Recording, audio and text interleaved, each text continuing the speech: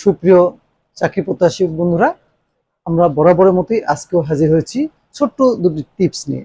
এই টিপসের সাহায্যে কিন্তু অঙ্কগুলো করতে হবে, তাছাড়া তোমরা যদি অঙ্কটা করতে যাও তাহলে কিন্তু ভুল করে ফেলবা। সেটা কি? যদি এরকম কোনো অঙ্ক থাকে যে কয়ের কাছে 260 টাকা আছে, এর সাথে আর কত টাকা যোগ করলে সে সমস্ত সমস্ত টাকাটাকে 6 জনের মধ্যে, 7 জনের মধ্যে অথবা 8 জনের মধ্যে সমান ভাগে ভাগ করে দিতে পারে। আমরা কিন্তু আগে শিখেছি সমান ভাগে ভাগ করতে গেলে তো লসাগু করতে হবে, তাই না? এই লসাগু, যদি লসাগুর মানটা এই প্রদত্ত অঙ্ক থেকে বড় হয়, তবে লসাগু বিয়োগ প্রদত্ত অঙ্ক সমান সমান প্লাস যে মানটা আসবে সেটা যোগ করতে হবে। উত্তর শেষ। আর যদি ওটা না হয় উল্টা হয়, যদি লসাগু ছোট কিন্তু প্রদত্ত সংখ্যা বেশি আছে, লসাগু করে কম পেয়েছে কিন্তু প্রদত্ত সংখ্যা বড় আছে, তবে ওই যে প্রদত্ত সংখ্যা দিয়ে লসাগু দিয়ে প্রদত্ত সংখ্যা তাহলে ভাগ করবো করে, তবে ভাগ করে ভাজক থেকে অবশিষ্ট বিয়োগ যেটা হবে সেটা যোগ করতে হবে। তাহলে আমরা এখন দেখি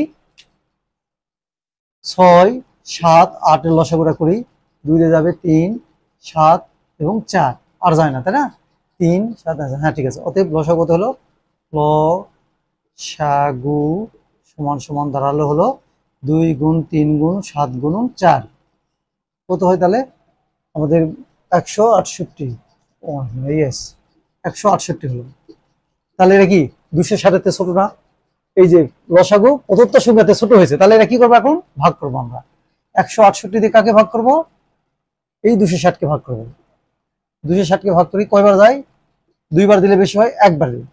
168 তো বিয়োগ করি, বিয়োগ করলে 2 হাতের 1 হলো 7, 7 হাতে কত হলো? 16 মিলে 9, হাতের 1 হলো 2, 2 দিয়ে মিলে গেল 22, এটা পড়ে না, তা 92 না?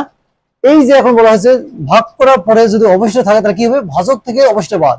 এই ভাজক থেকে অবশিষ্ট বাদ দিয়ে যেটা থাকবে সেটাই এই সঙ্গে ভাজক করতে হবে। কারণ এখানে যদি 168 সমান মান থাকতো তাহলে 168 দিয়ে 2 বার দিলে মিলে যেত। 168 সমান হয়নি এখানে, তাহলে কি হবে?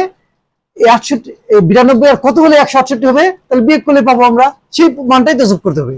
92 আর কত হলে 168 হবে? বিয়োগ করলে সেটা পাবো। অতএব 168 বিয়োগ 92।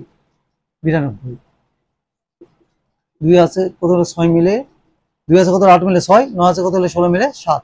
এই 76, এই 76টা যদি এর সাথে যোগ থাকতো তাহলে এই ভাগফলটা মিলে যেত, তাই না? এই 76টা যদি এর সাথে যোগ থাকতো, 260 এর সাথে যোগ থাকতো, তাহলে কিন্তু ভাগফল মিলে যেত। তাই যোগ করতে হবে, এটা যোগ করতে হবে